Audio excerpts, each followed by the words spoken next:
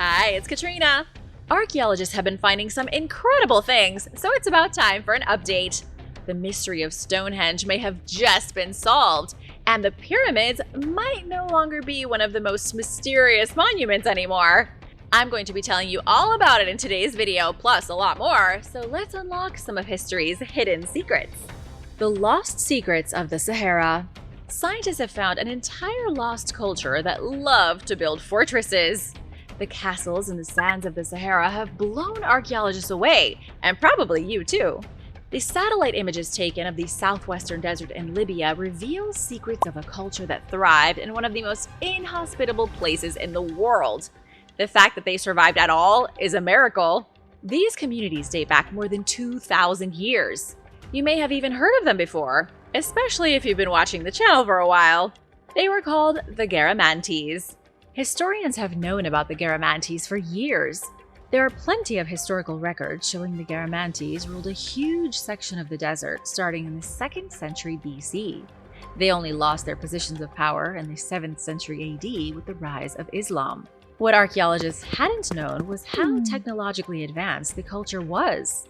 A team of researchers started poring over aerial photos taken during the 1950s and 60s. The photos revealed the ruins of towns, villages, and farms in the Sahara. And then the researchers looked at modern satellite images, which confirmed the Libyan desert to be full of these structures. The Sahara Desert looks like the beach the day after a sandcastle building contest. The fortresses, towns, and farms are not easy to reach. They are deep in the desert, hidden behind endless leagues of shifting sands and scorching winds. The fortresses of the Sahara were identified about 600 miles south of Tripoli. At first, researchers couldn't be sure who built the ruined fortresses. They had to go to the sites in person, which was quite an endeavor. You can't just wander around the Libyan desert willy-nilly. The team did go, though, and in 2011 they discovered pottery samples proving the Garamantes were the builders. Unfortunately, though, civil war broke out and the archaeologists had to flee. Researchers are still finding new fortresses and investigating the ruins from a distance. What has struck scientists as most amazing is how sophisticated the architecture is. David Mattingly at the University of Leicester said it's easy to mistake the construction as Roman because the designs are so similar. But these fortresses are beyond the frontiers of the Roman Empire. The ruins are in a region so remote the Romans never conquered it. This is an African kingdom, a civilization that's been nicknamed the Lords of the Sahara. The Garamantes had a complex writing system, excelled at metallurgy, and created quality textiles. They had agricultural fields, cities, suburbs. They were incredibly advanced. Archaeologists think the Garamantes survived in the brutal dry desert by figuring out how to dig underground water channels. And to do that in the Sahara, you had to have some pretty sophisticated engineering skills. Sacrifice at Chichen Itza. A groundbreaking study has just wrapped up at one of Mexico's most popular tourist destinations. I'm talking about the ancient city of Chichen Itza, the Mesoamerican equivalent of New York City. Scientists with a morbid curiosity completed genetic research to pinpoint precisely who was offered up as sacrifice victims in this ancient place. What they found is gruesome, but I have a hunch you're not going to change the channel. It's no secret that the Maya civilization practiced human sacrifice, especially at Chichen Itza due to its position as the major ceremonial center in the Yucatan Peninsula. Chichen Itza was kind of like the Maya version of the Vatican from 600 AD to 1000 AD. You could compare its grand temple, known as El Castillo, or the castle, to the Vatican's St. Peter's Basilica in terms of religious importance. Scientists have always argued over who the Maya sacrificed and what the point of the ritual was. The prevailing theory for years has been that young girls were the primary victims of human sacrifice. Just like medieval witches who preferred the blood of virgins, the gods of the Maya wanted young women to be sacrificed in their honor. The theory has always made sense because of the female skeletons found at the bottom of Chichen Itza's sacred cenote. The natural sinkhole was believed to be a portal to the underworld. It was the perfect place to dispose of sacrifice victims. Now it turns out the theory is false about the young virgins. New DNA analysis of sacrifice victims has uncovered a few key points that scientists were missing. most of the victims were young boys, not young girls. And secondly, the Maya were obsessed with sacrificing identical twins. The genetic study, which was conducted by researchers from the Max Planck Institute for Evolutionary Anthropology, has shown that if you were an identical twin in Chichen Itza, you were almost definitely going to be sacrificed. Believe it or not, there was a reason for the bloodshed. It all goes back to their creation stories. The Popol Vuh is a sacred Maya text outlining one of their most popular legends. It describes how the hero twins Hun Hunahpu and Bukub Hunahpu descended into the underworld and were sacrificed by the gods. Then their sons, the hero twins Hunahpu and Xbalanque, avenged their fathers by creating a cycle of sacrifice and resurrection. The genetic evidence has shown that ritual sacrifices at Chichen Itza were connected to the religious beliefs of the Maya. It wasn't random at all, obviously. It also wasn't about virgins. Maya sacrifice was all about twins. And now for number 9, but first, it's shout-out time! I want to give a huge thank you to Psychopath D for the generous super thanks. We really appreciate it, and we wouldn't be here without you. If you are new here, subscribe to join the Origins Explained family. This is how the pyramids were really built. A group of physicists have revealed a truth so incredible that many people may not know how to handle it. The team has claimed that they know how the ancient Egyptians built the pyramids. This is without a doubt one of the greatest mysteries in the world. Even the ancient Egyptians didn't know how the previous ancient-er Egyptians built the pyramids. Now, physicists from the University of Amsterdam claim they have found answers on the wall of a tomb. The physicists focused on the Great Pyramid of Giza, the granddaddy of all the pyramids. It stood 481 feet tall when it was originally built. Rather than try to recreate the entire pyramid, the scientists did it on a smaller scale. They used a building technique that they found painted on a wall. The wall is in the tomb of Jehuti-Hotep, who lived around 1900 BC. The painting depicts a statue being moved by approximately 172 men. The men are moving the statue using ropes and a huge sled. In front of the sled are more men pouring water over the sand. The painting looks like a snapshot of a great monument being erected 4,000 years ago. Up until recently, scholars assumed the men pouring the water on the sand were doing it as part of a ritual, but that wasn't the case at all. Water was the secret ingredient. You cannot drag gigantic blocks across dry sand. It clumps and makes moving the object almost impossible. Go try to push a 1-ton slab down the beach. I think you'll have a tough time.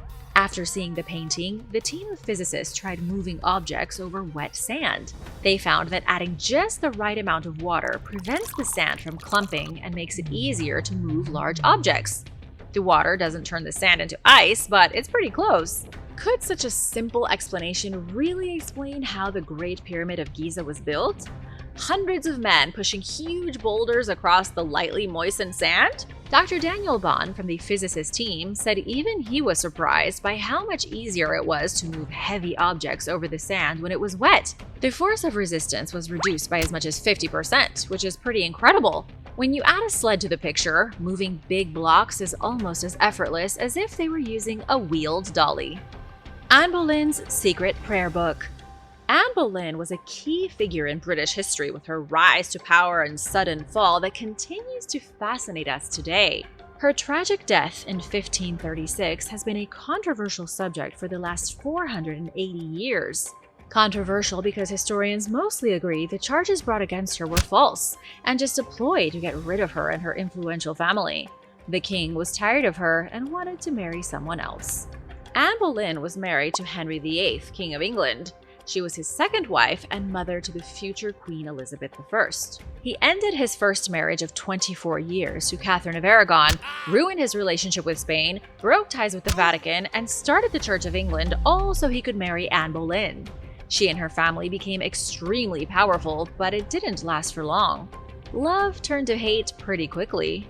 Just 3 years later, Anne Boleyn was accused of adultery, incest, and high treason. High treason as in plotting to kill the king. She may have also been accused of witchcraft, though there isn't any official mention of her witchiness in the official indictments. There were 5 men arrested with Anne Boleyn. She was accused of committing adultery with all of them, including her biological brother George. On May 19, 1536, just 17 days after the charges were brought against her, Anne Boleyn was executed. To this day, people generally believe she was innocent. King Henry killed Anne because she hadn't given birth to a male heir. Remember, King Henry had 6 wives, and 2 of them he had killed. Henry accused his other wife, Catherine Howard, of having affairs a few years later. She was executed on February 13, 1542, when she was only about 18 years old. Right before Anne was executed, legend claims that she handed a small prayer book to one of her friends. It's believed that the book is being held at Hever Castle in Kent, the childhood home of Anne. But scientists were never able to prove it until now. Researchers at the University of Kent used ultraviolet light on the mysterious book. The light revealed a series of names inscribed on its pages that have never been seen before. It's believed these names belong to the people who protected the prayer book after Anne was executed. King Henry's wrath was something to be feared no matter who you were. Even his wives couldn't escape his fury. The fact that people were courageous enough to hold on to Anne's prayer book when it meant that they could get caught and charged with treason is remarkable. The names in the book show that it was secretly passed around Anne's noble lady friends. The names are all written in Old English and include people such as Sir John Gage's wife Philippa and her sister Elizabeth Shirley. The book would have been kept a closely guarded secret until Henry was no longer on the throne. Once Elizabeth took the throne in 1558, then having the book wouldn't have been dangerous.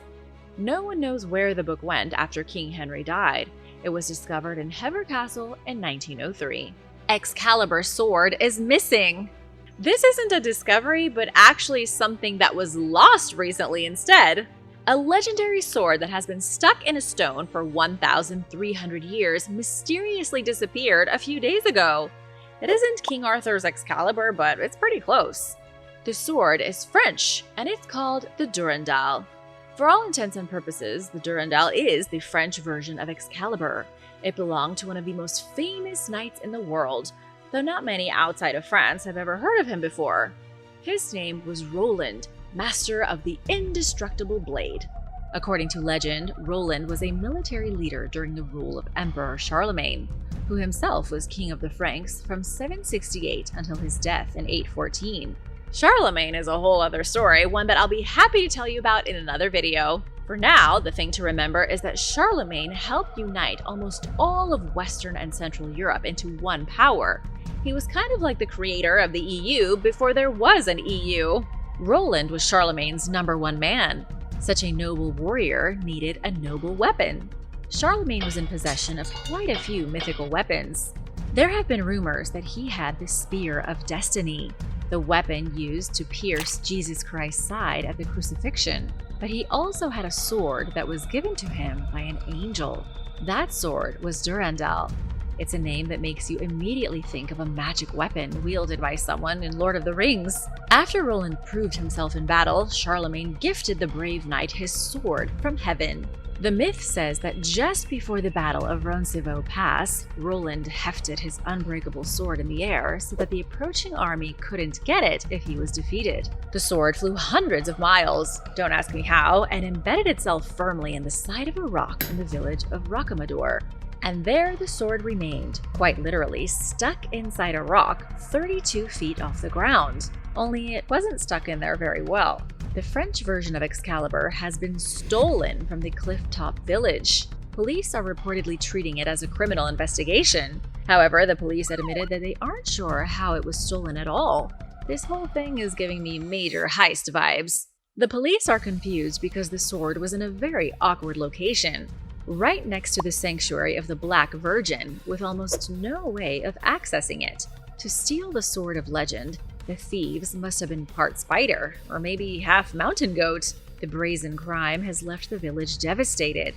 It's been said the medieval sword is so strong it can cut through boulders with one strike. Even if it doesn't possess supernatural abilities, it's still been stuck in that rock for longer than anyone in the town has been alive. I should also mention that maybe unlike King Arthur, historians say that Roland was a very real person. Historical records show that he fought on the frontier of the Frankish kingdom against their enemies, the Bretons. Roland was part of the rear guard in the Battle of Roncesvalles Pass when he was slain in 778. I'll be sure to keep you posted on this archaeological crime, but hopefully the sword will be found soon. Dinosaurs and Griffins. Griffins never existed, right? Tell me there were never winged lions flying around with the heads of eagles. Scientists have always explained away the mythological griffin by saying that ancient people stumbled upon dinosaur bones. They saw the bones and fossils of something like a raptor, and they came up with the griffin as a way to rationalize the bones. Makes sense to me. Now that's all being pushed aside. For centuries, scientists have lived by this explanation for why griffins are so popular in ancient legends. Now, a new study is changing the history of the griffin. Maybe these terrifying beasts were real. Let's take a quick trip back in time to the 1980s. Folklorist Adrian Mayer began writing a book about cryptozoology. Adrian wanted to link dinosaur fossils with griffin mythology, so Adrian spawned the idea that nomadic people in Central Asia found the bones of Protoceratops and mistook it for a mythical animal.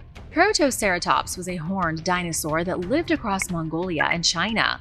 It grew to around 6 feet long, had a beak, and boasted impressive frill extensions on its head.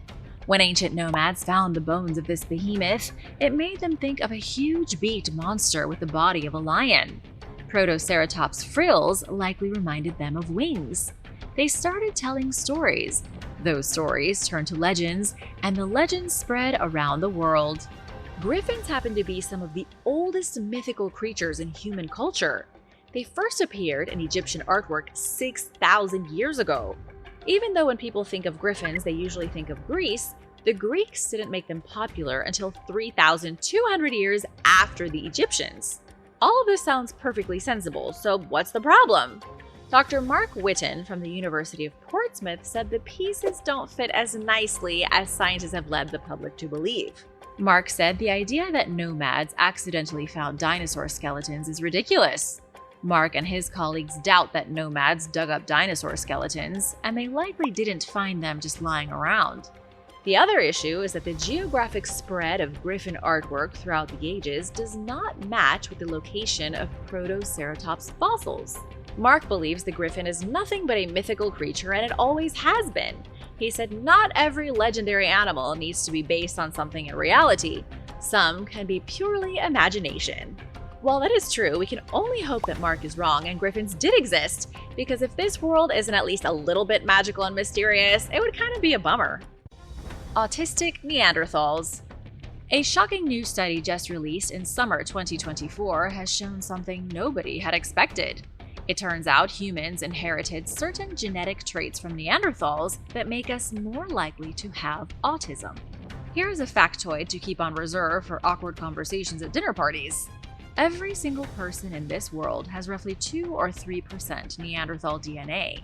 Our ancient relatives were intimate enough with Neanderthals that we still carry their genes in our bodies. People with autism do not have more Neanderthal DNA than other people. But the DNA they do have that's responsible for their autism is linked directly to Neanderthals. It's been passed down through countless generations.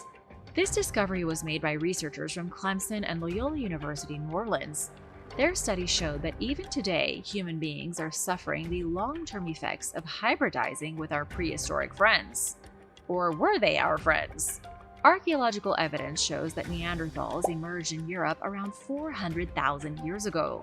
Homo sapiens arrived in Europe from Africa 350,000 years later. When the two species met, they did some hanky-panky and some interbreeding. Scientists are still in the infancy stages of understanding Neanderthal and human genetics. They only sequenced the genome of the Neanderthal 14 years ago. They did it by extracting DNA from 3 Neanderthal women discovered in a Croatian cave. Over the last decade, scientists have been connecting all kinds of health conditions to Neanderthal DNA. Some of the worst things that afflict our species are directly linked to the prehistoric species. Things like prostate cancer, type 2 diabetes, depression, schizophrenia, autoimmune disorders, and now autism. Scientists don't know why, but Neanderthals gave us some serious issues. A rare Roman coin. A pair of very old and very rare Roman coins has been found in an unexpected place. One of the coins features the image of an emperor who was slaughtered by the Goths. The other coin features the image of a Caesar who was assassinated as a teenager. The discovery was made in the Channel Islands, which are located off the coast of France. Alderney is the northernmost of these islands, a place where archaeologists were not expecting to find Roman ruins. The exciting discovery began with electrical workers in 2017. They accidentally stumbled upon an Iron Age burial site. They also found parts of a Roman building. The workers hadn't expected to change history when they woke up that morning. The burial site proved that humans have been on Alderney for thousands of years. Plus, the ruins proved that the Romans were up to something here about 2 millennia ago. Jason Monaghan is an archaeologist who was involved with the excavation. He said it looks like the Romans were using the island to protect the stretch of water between Alderney and France. Merchant vessels carrying cargo and wine would have passed Alderney on their way to port, so the Romans built the fortress to keep those vessels safe. There would have likely been a small garrison of soldiers constantly looking out for pirates. In the ruins of this seaside fortress, archaeologists found the 2 coins. One of them features the face of Emperor Valerian II. He was the grandson of Valerian I. The original Valerian named his grandson Caesar, but then Valerian II died 2 years later under extremely suspicious circumstances. He was only a teenager when he met his demise. He may have been murdered. The other coin bears the face of Bolins, who was co-emperor of the Roman Empire. He grappled for power from 364 to 367, only to be slaughtered by the invading Goths at the Battle of Adrianople. The mysteries of the Greek god Pan. At an archaeological site in Istanbul, archaeologists found a broken statue of one of the most influential gods ever. It was a marble statue of Pan, the Greek god with hooved feet, goat horns, and an affinity for playing the reed pipe. The most fascinating part is that Pan's statue was found in the ruins of an early Christian church. What was he doing there? Archaeologists say the statue was made around 300 AD. The church, called the Church of St. Polyeuctus, was built around 500 AD. It's unlikely that a Christian church was keeping a statue of a pagan god. Archaeologists think the statue being found in the ruins is more of a modern mistake. The Church of St. Polyeuctus was one of the biggest religious buildings in Constantinople before the conquest by the Ottoman Turks in 1453. At some point around that time, the church got lost. It became buried under the city and wasn't uncovered until some roadwork in the 1960s. The workers found the church by accident, then covered it back up using backfill. Archaeologists think the statue was picked up in the backfill and dumped into the church, and no one was the wiser. It goes to show how much stuff, and by stuff I mean ancient treasure, is hidden in the soil of Istanbul. This city is so old you never know where you're going to find a statue of a god. Pan was the Greek deity of the wild, of fields, and of shepherds. Scientists think he may have been one of the oldest deities worshipped by the Greeks. It's been suggested that Pan started his divine career as a fertility deity. Over the centuries, he slowly transitioned into a god more closely associated with nature, forest critters, and mythical nymphs. You definitely wouldn't have seen a Pan statue in a church, considering Christians stole his image when they came up with the devil. Goat horns and hooved feet, Pan and Satan are practically twins. New evidence at Stonehenge. New evidence is changing the game at Stonehenge. One group of physicists figured out the pyramids. Now another group of scientists think they have figured out how Stonehenge was built. I can guarantee that you're never going to guess what I'm about to tell you, not in a million years. Let me start with why Stonehenge has been puzzling archaeologists for so many generations. It was constructed using huge stones from very far away. Geological evidence has shown that some of Stonehenge's building blocks were originally from Preseli Hills in southwest Wales. Someone or something transported them across an impossible distance to get them to Stonehenge in England's Salisbury Plain. Take a look at this map from English Heritage. It shows the route that would have been taken to transport the stones across an entire country, 150 miles. The top route is the most commonly accepted route taken for the blue stones. It included a brief sea passage. Not only were the stones dragged across hills and through valleys, but they also had to take a brief ferry ride into England. The purple route that you see leading from Marlborough Downs to Stonehenge was the route taken to move the sarsen stones. The different stones and their origins can be overwhelming. The important thing to know is that there are two kinds of stones at Stonehenge. The sarsens are the biggest, weighing up to 25 tons. They came from an area called the West Woods and Marlborough Downs and were dragged about 20 miles to their current location. Scientists do not know how the transport happened. How do you drag 25-ton rocks through a dense prehistoric forest 5,000 years ago? The stones from Preseli Hills are called bluestones. They were smaller, with each one weighing around 5 tons. Scientists have made a lot of guesses as to how they were dragged 150 miles, but it's just too baffling. No one has ever figured it out. Until now. A retired scientist from Durham University has a controversial theory. Dr. Brian John says the bluestones were not moved by the people who built Stonehenge. The stones weren't moved by people at all. Brian's idea involves glaciers. He believes the Neolithic builders of Stonehenge didn't have to move anything. Instead, the bluestones were carried from Wales to England on a huge sheet of ice. The theory goes like this. Tens of thousands of years ago, a glacier formed across the United Kingdom.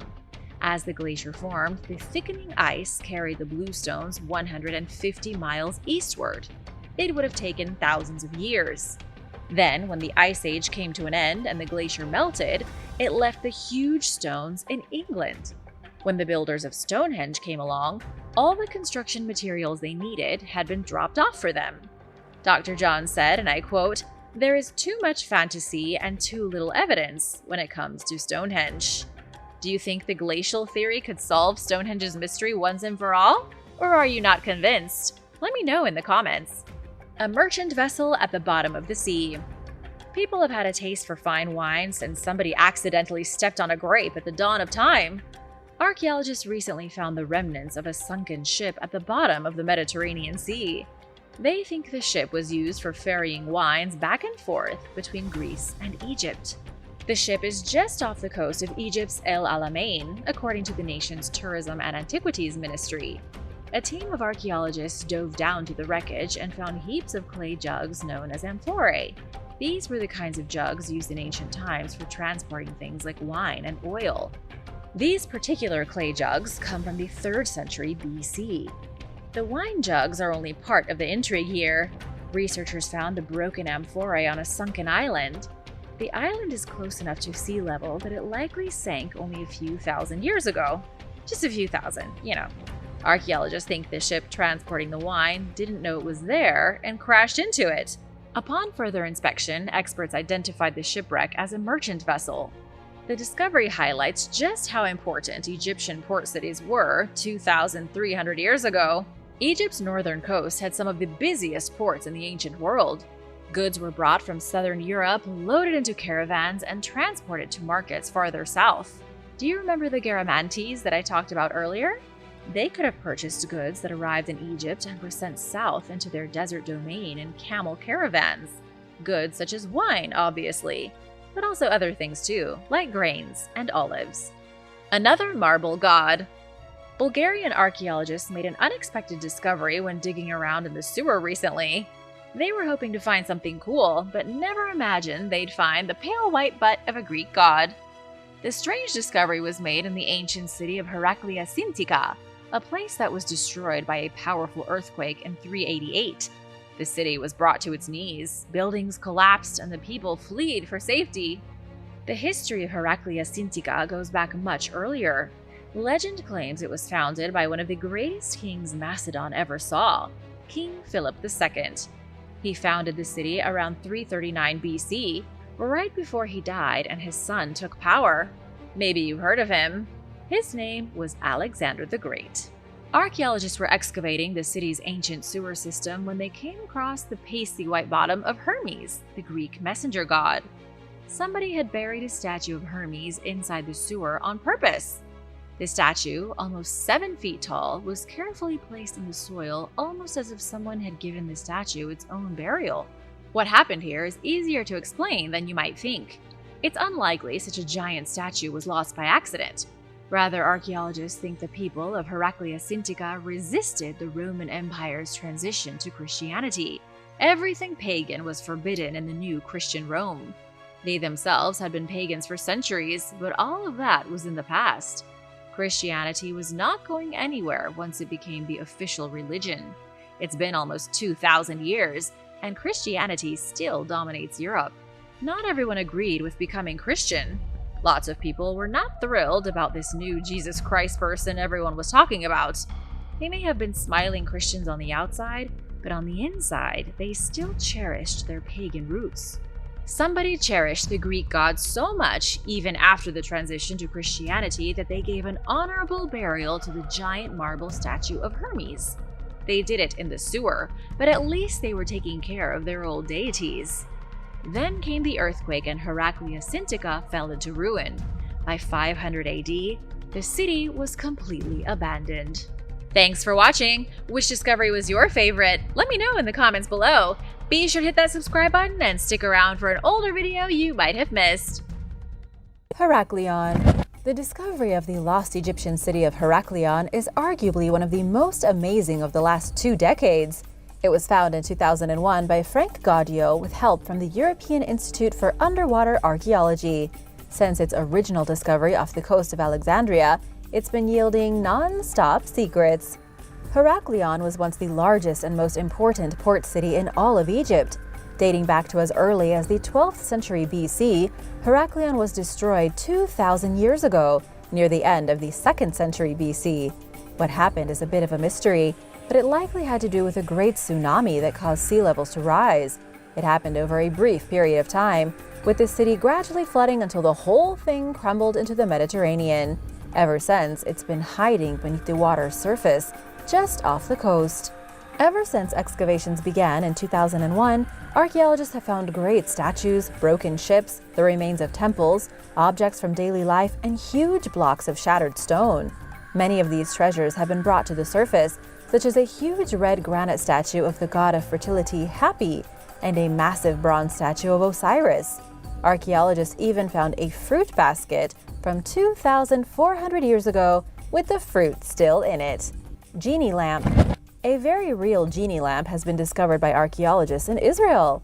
It's a bronze oil lamp shaped like a face, found in the City of David National Park.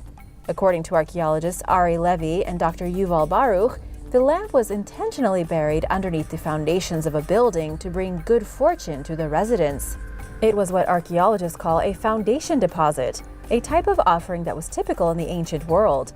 People would deposit special items in the foundations of buildings as they were being built, which were supposed to bring them good luck once their houses were complete. They could be buried under the floors, under the cornerstones, or wherever seemed appropriate. But this is the first time a genie lamp was found as an offering in Israel. It dates back to the Roman period, around the destruction of Jerusalem in 70 AD. However, even though it's being called a genie lamp, we don't know if the people who left it beneath the structure really thought there was a genie living inside it. The truth is that in the Middle East 2,000 years ago, genies were serious business. They were called jinns. People believed they could dwell in any inanimate object, from a stone to a tree to a lamp. They possessed all kinds of powers and could ruin a person's life with their evil magic. It may very well have been that whoever left the lamp underneath the structure thought there was a jinn in it, and that by trapping it there, they would be protected from evil spirits and granted good luck. Makes sense to me. Ninja throwing stars. A bizarre collection of flattened clay balls sat in a pair of Japanese museum collections for decades until 2019. That was when Japanese archaeologist Akihiro Iwata realized they weren't ordinary stones, but extremely early ninja throwing stars, also known as shurikens. They were used by mysterious ancient ninjas during feudal Japan as deadly throwing weapons. According to Iwata, these throwing stars come from the Sengoku period of between 1467 and 1615. They were almost definitely real weapons used by a ninja, or maybe even several ninjas. While we think of these characters today as fanciful martial arts masters from kung fu movies, the truth is that ninjas were more than heroes of legend. They were masters of espionage, assassination, guerrilla warfare, and sabotage. They date all the way back to the 12th century. but it's rare that physical evidence of them is actually found. These throwing stars were excavated from 2 archaeological sites in Greater Tokyo, periodically from between 1920 and 2010. Some of them were found in the ruins of Iwatsuki Castle, but when they were first found, nobody connected them to throwing stars. They had decayed so much that they looked like flat green stones. They were found along with some clay balls that may have been caltrops. Caltrops were also ninja weapons, thrown on the floor to injure the feet of enemy soldiers or horses when they accidentally walked over them. Iwata believes the ninja artifacts probably come from the siege of Odawara, which happened in 1590. It was when 2 of the most powerful clans in Japan battled for domination, the Toyotomi and the Tokugawa. Magical girdle. Archaeologists have discovered a magical birthing girdle. Yep, that's right. But the girdle isn't what you're probably picturing in your head. It wasn't a piece of clothing strapped to a woman's abdomen to make them look thinner. It was a strip of parchment about 10 feet long and covered in Christian emblems. It was used as a magical amulet by women in the 15th century to protect them during pregnancy and to keep them safe during childbirth. The magical girdle was found in England and analyzed by experts at the University of Cambridge. They learned very quickly that the girdle had been heavily used. Many of the images and text had been worn away by use, and it was covered in plant and animal proteins as well as human fluids. It was undoubtedly worn by many different women as they gave birth as a way to protect their babies. The Christian images on the girdle are quite interesting. There's a picture of nails, presumably from the crucifixion. Jesus' name is written on the parchment, and there is also a picture of Jesus standing with his crucifixion wounds, dripping blood from his hands. The rest of the girdle is covered in Christian prayers. Because childbirth was the leading cause of death for women in the medieval period, they believed the pictures of Christ and the Christian prayers wrapped around their bellies would protect them and their infants. Roman feast mosaic. During excavations in the ancient city of Caesarea in Turkey, archaeologists came across a mosaic nearly 2,000 years old. The mosaic shows an ancient Roman party, a festival or a banquet that may have been held before a great hunt. In the mosaic, we can see 2 couples sitting at the very center, some women in the corner dancing to music, a boy with bare feet climbing a fig tree, and a guy blowing on a lute. It may not seem like that great of a shindig by today's standards, but this was the Roman equivalent of going to a club on a Friday night. Really, it's a snapshot of a legendary Roman party that's managed to survive all these years, buried underneath the ruins of a once great city. The city is also quite fascinating. For centuries, it was called Kahramanmaraş, ruled by the Assyrians, the Persians, and later the Macedonians. When the city was conquered by the Romans, they changed its name to Caesarea in honor of the great Julius Caesar Augustus. It became a major hub of Roman activity and apparently a pretty wild party destination. But 1,500 years ago, a great landslide buried the city. It was truly buried, rolled over and covered in several feet of dirt. It remained hidden underground until found by archaeologists in 2007. If you could go back in time and join a rambunctious Roman party 2,000 years ago, would you? Let me know in the comments. Big shout out to Sasha, Layla, and Teresa Strickland, who's a longtime subscriber. Thanks so much for watching. We wouldn't be here without you. If you are new here, welcome, and be sure to subscribe to join the Origins Explained family. The Vindolanda Tablets. The Vindolanda Tablets, also sometimes called the Vindolanda Letters, were discovered at the ancient Roman fort of Vindolanda in England. Each of the tablets is a thin piece of wood roughly the size of a postcard. Each one was used by a Roman soldier garrisoned at the fortress to write a letter home to their family on the other side of Europe. The letters were written between 85 and 130 AD. There have been plenty of other tablets like this found throughout ancient Rome, but never in such abundance as at Vindolanda. They were made from imported spruce or larch wood, smooth to make writing easier, and even scored in the center so they could be folded without the mailman reading the contents. The letters found in the fortress were written by soldiers, officers, wives, merchants, slaves, and anyone else who lived in its walls that could write. They wrote only in Latin, and they weren't very good at it. Archaeologists translating the tablets found that people used extremely poor punctuation and frequent improper spelling. It could be compared to how people today rarely use proper grammar while texting. In total, 1,300 tablets were found at Vindolanda. Why they never got delivered is still a mystery. Ancient Roman cemetery. Workers in Gaza stumbled upon an ancient Roman cemetery 2,000 years ago. Over 20 mysterious graves were found near the shoreline of the northern Gaza Strip in the midst of constructing a housing project. The Antiquities Ministry has called it one of the most important discoveries in the past 10 years. But this should be no surprise considering how rich the history of Gaza is. It's been an important hub for multiple civilizations as far back as the days of ancient Egypt and even the Philistines from the Bible. It became part of the Roman Empire and was a busy area during the Crusades. Archaeologists have even discovered the ruins of a city once besieged by Alexander the Great, and the ruins of a different city destroyed by the Mongol invasion. In this ancient Roman cemetery, archaeologists believe there are at least 80 graves in total, yet they've only identified 20 and have only opened 2 of them. One of the graves contained the ghoulish remains of a skeleton, along with some clay jars. What the rest of the graves contain will be revealed with time. Sunken treasure. An amateur group of freedivers stumbled upon a mysterious golden treasure in 2021 at the bottom of the Mediterranean Sea. They were swimming along the Spanish coast when they came across coins from 1,500 years ago. It proved to be one of the largest hoards of Roman coins ever discovered. The divers, Spanish brothers-in-law César Alcalá and Luis Pardo, found the stash of gold while on vacation with their families. They had rented snorkeling equipment, never anticipating that they would find actual treasure. But they did. 53 gold coins in total, dated by archaeologists as coming from 364 to 408 AD. This was at the very end of the Roman Empire when it was in a steep decline. The coins were in such good condition that archaeologists were able to read the inscriptions on them very easily. The faces of the Roman emperors minted on the coins were also clear as day, showing emperors such as Honorius, Arcadius, Theodosius, and Valentinian I. The only thing researchers need to figure out now is how the coins ended up at the bottom of the sea. Assyrian armor. Archaeologists have uncovered an ancient piece of leather armor made in the style of the Assyrians. The armor is 2,700 years old, but it wasn't found in Assyria. It was found in China. It was discovered in 2013 in a Chinese tomb near the city of Turfan. Archaeologists have described it as a type of waistcoat made of scales. It would have been put on like an apron to cover your front, lower region, sides, and lower back.